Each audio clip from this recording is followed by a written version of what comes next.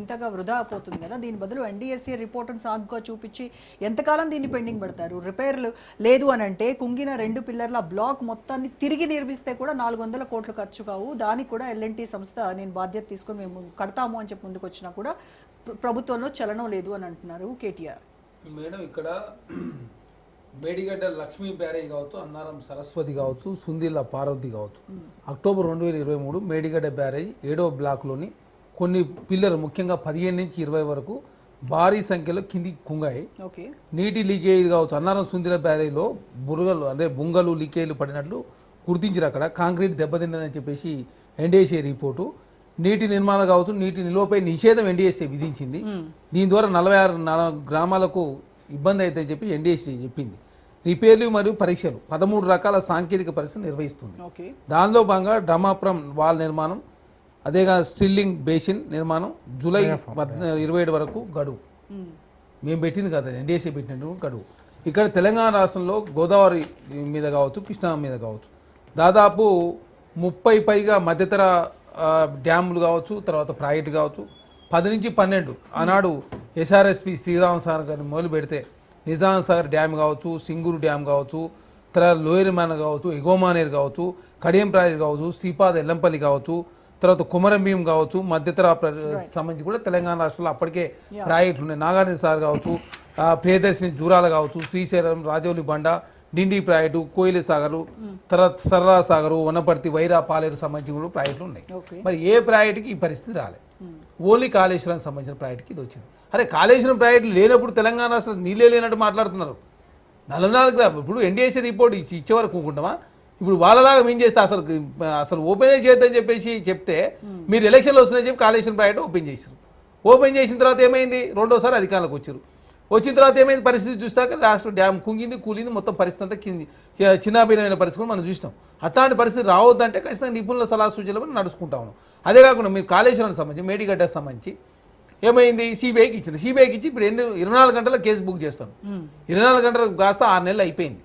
మీరు ఆంధ్ర రాష్ట్రంలో జగన్మోహన్ రెడ్డి గారు ముఖ్యమంత్రి ఉన్నప్పుడు రథం దగ్ధమైతే సిబిఐ కేసు ఇచ్చారండి. సిబిఐ తీసుకున్నది. ఇప్పుడు అతి గతి లేదు. అయేషా మీరా కేసు 19 సంవత్సరాలు పట్టింది. మీరు ఎఫ్ఐఆర్ నమోదు చేస్తే మిగతా ఏదైతే ఘోష్ కమిషన్కి ఇచ్చినటువంటి రిపోర్ట్లను కూడా మీకు సబ్మిట్ చేస్తాం.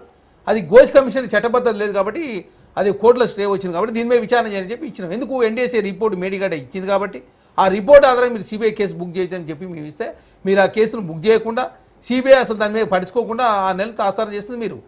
అదే కాకుండా తెలంగాణ రాష్ట్రానికి సంబంధించినటువంటి విషయాల్లో ఇక్కడ మేడిగడ్డ అన్నారం సుందిల్ల ప్రాజెక్టు కావచ్చు, ఏ ప్రాజెక్టును ఉపయోగించుకోవాలని ఒక సదుద్దేశమే తప్ప ఏ ప్రాజెక్టు ఉపయోగించుకోవాలనే ఉద్దేశం లేదు. అది కేసీఆర్ గారు కట్టిన తెలంగాణ రాష్ట్ర ప్రజల సంపద 11.5% తీసుకొస్తే మనం 7.5% కుదించుకొని తెలంగాణ రాష్ట్రంలో కాంగ్రెస్ ప్రభుత్వం ముందు పోతాం. కేసీఆర్ గారు కట్టినటువంటి అప్పులకు ఇంట్రెస్ట్ దాదాపు 2 లక్షల కోట్ల రూపాయలు సంబంధించినటువంటి అప్పులు ఇప్పటివరకు తీర్పినాం కదా. అదే కాకుండా వడ్డీ రేటు తక్కువ చేసుకోవడంతో 20,000 కోట్ల రూపాయలు బెనిఫిట్ అయితే చెప్పి మన బట్టి విక్రమార్క గారు చెప్పిన పరిస్థితి.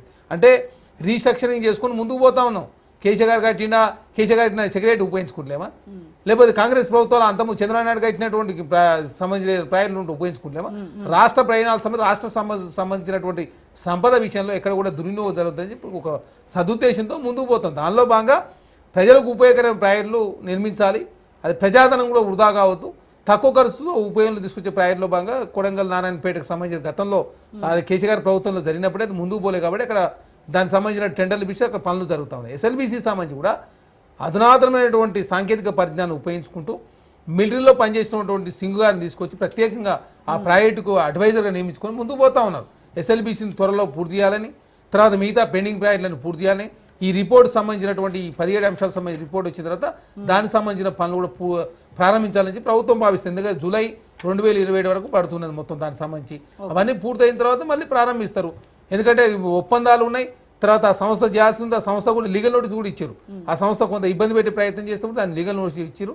కాబట్టి ఖచ్చితంగా తెలంగాణ రాష్ట్రంలో ప్రజలకు ఉపయోగపడే విధంగా అదే నీటి సంబంధించిన ప్రాజెక్టులు కావచ్చు, ఏ అంశమైనా దానికి సంబంధించిన అంశం విషయంలో కాంగ్రెస్ ముందుకు పోయే ప్రయత్నమే తప్ప అది కేసీఆర్ కట్టినా ఇంకోటి కట్టిన ఉద్దేశం లేదు. కన్నెపల్లి పంప్ హౌస్ విషయంలో మీకు చేత కాకపోతే కేసీఆర్ కప్పు చెప్పండి, 1 వీక్ లో దీని మొత్తం తెలంగాణ రాష్ట్రాన్ని మొత్తం నీరు పారేలాగా మాది ఇదే చెప్పారు. కృష్ణా జిల్లాలో గోదావరి జిల్లాలో కాంగ్రెస్ ప్రభుత్వం అన్యాయం చేసింది, దాని మీద చర్చ చేద్దామని చెప్పారు.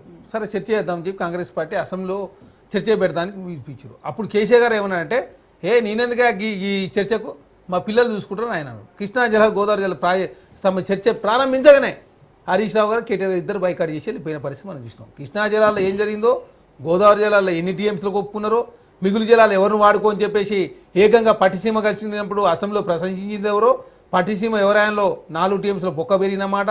తర్వాత తెలంగాణ రాష్ట్రం సంబంధించి రోజమ్మ దగ్గరికి పోయి ఏం మాట్లాడిండు, తర్వాత తెలంగాణ రాష్ట్రం సంబంధించి పాలమూరంగారెడ్డి ఎక్కడ ప్రారంభించాల్సి ఉంటే ఎక్కడ ఉన్నది ఎక్కడ తీసుకుపోయారు, ఎట్లా ప్రజాధనం వృధా చేసిన అనే విషయం కాంగ్రెస్ ప్రభుత్వానికి సంబంధించి అన్ని విషయాలు అసెంబ్లీ వేదికగా మాట్లాడినాం.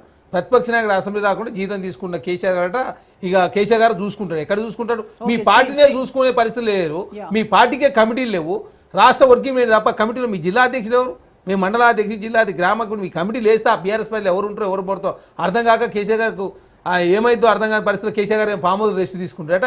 కేసీఆర్ గారు